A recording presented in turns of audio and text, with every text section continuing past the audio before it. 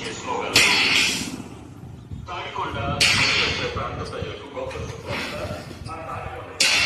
రాముల వారి గుడి ఎదురు గుంటూరు రోడ్లో విజయవాడకు చెందిన చర్మనాథుడు డాక్టర్ గారు కొత్త